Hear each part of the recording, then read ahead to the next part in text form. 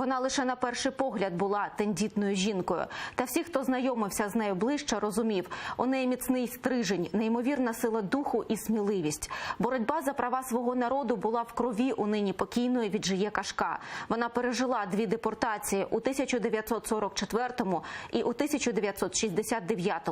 День, коли після заслання ступила на рідну землю Криму, вважала своїм днем народження. Віджиє Кашка завжди була серед перших на мітингах і акціях протесту, де відстоювали право кримських татар вільно жити на своїй батьківщині. Ветерана кримсько-татарського національного руху не стало рік тому. Її серце зупинилося у кареті швидкої допомоги після того, як її друзів затримали окупаційні силовики. До річниці смерті ветерана кримсько-татарського національного руху згадаємо, як жила і за що боролася легендарна Віджиє Кашка. Це унікальні кадри, зняті торік, 24 квітня, у домі ветерана кримсько-татарського національного руху Віджиє Кашка збираються близькі друзі, несуть квіти і подарунки. Саме у цей день, а не 1 липня, як написано у паспорті, Віджиє Кашка святкує свій день народження. То був останній, 83-й. В цей день, у 1969-му, я знову ступила на кримську землю. І цей день відтоді я вважаю своїм днем народження. Того дня, як і все своє життя, тендітна на вигляд жінка думала передусім не про себе, а про свій народ, кримських татар, які пережили десятиліття вигнання і репресій і знову опинилася під тиском тепер вже не сталінського, а путінського режиму. Навіть в свої 83 Віджиє Кашка готова була боротися за кожного з них. Зараз окупант приставив пістолет до нашої скроні, і я не знаю, чого ще від них можна чекати. Я молитимусь за те, щоб наших хлопців випустили із в'язниць, а Путін, щоб врешті забрався з нашої землі. Мала чудове почуття гумору, гостро відчувала будь-яку несправедливість і боролася проти неї. Такою пам'ятають Віджиє Кашка. І свою боротьбу Віджиє Апте почала 18 травня 44-го.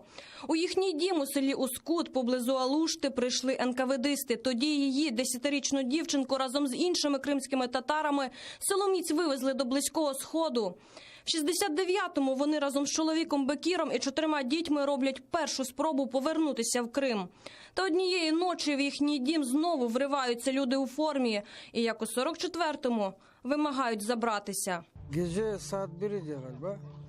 Вони прийшли вночі, оточили наш дім, виламали двері. На нас вилили відро крижаної води, кричали «збирайтеся». Зв'язали батька, мама кричала, але міліціонер вдарив її по обличчю. Нас вивезли до Краснодарського краю. Наймолодший мій брат через 2 роки після цього помер від пережитого тієї ночі шоку. Втрата сина не зламала Віджиє Кашка. Вона будь-що прагне повернутися в Крим. За допомогою звертається до дисидента Андрія Сахарова. І сім'ю Віджиє Кашка нарешті прописують в її рідному селі Вичкоз. Тоді Віджиє Апте спробували схилити до співпраці працівники КДБ, але вона лишилася вірною кримсько-татарському народові. Вона говорить, щоб ти Сахарова адрес не давала. І уклонись від движення татарського чуть-чуть. Не совсем, ты совсем не уклонишься, чуть-чуть. Я говорю, чуть-чуть уклонюсь, чуть-чуть вам, чуть-чуть татарам буду работать. Я говорю, у меня одна цель. Не татарка. Віджиє Кашка дотримала свого слова. Мужня жінка боролася за повернення кожного кримського татарина на батьківщину. Їхній дім, пригадує син Віджиє Кашка Ібрагім, завжди був місцем зустрічей кримських татар. Очень гостеприимно. Дом никогда не пустел. Всегда было гостей много.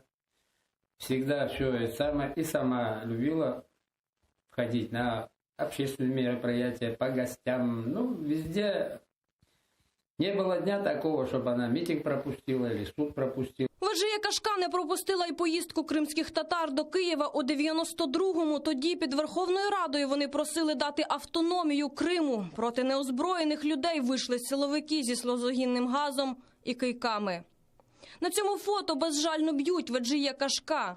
Видно, как ее избивают беркутовцы, толкают на землю. Эта героическая женщина не раз испытала на себе міліцейський произвол, міліцейські дубинки. Я нікому не поступлюсь своєю землею. З такими словами 80-річна Віджиє Кашка в 2016-му приєдналася до громадянської блокади Криму. Віджиє Апте і тут була серед перших.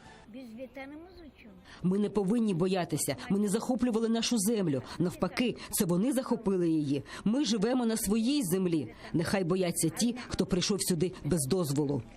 Життя родини Веджия Кашка зруйнував молодий турок Юсуф Айтан. Він залицявся до онучки Веджия Апте Аліє, а потім зник, прихопивши з собою $7,000. Друзі родини Бекір Дегерменджики, Зімаметов, Асан Чапух та Руслан Трубач хотіли допомогти повернути вкрадене. За це окупаційні силовики звинуватили їх у вимаганні. 23 листопада торік ФСБшники увірвалися в кафе, де мала відбутись зустріч з Айтаном. Кинули чоловіків на підлогу і одягнули на руки кайданки.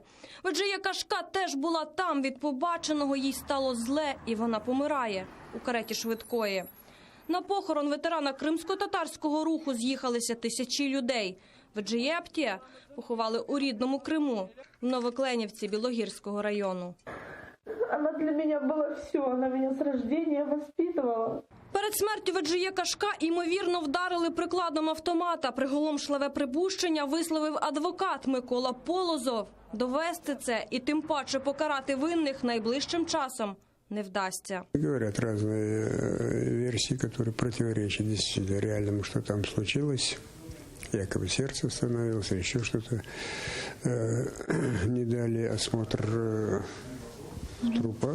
Я думаю, до деокупації вряд ли. Жінка-легенда, жінка – символ боротьби кримських татар за право жити на своїй землі. Такою Веджия Кашка назавжди залишиться в пам'яті свого народу, заради якого вона жила і права якого відстоювала до останнього свого подиху.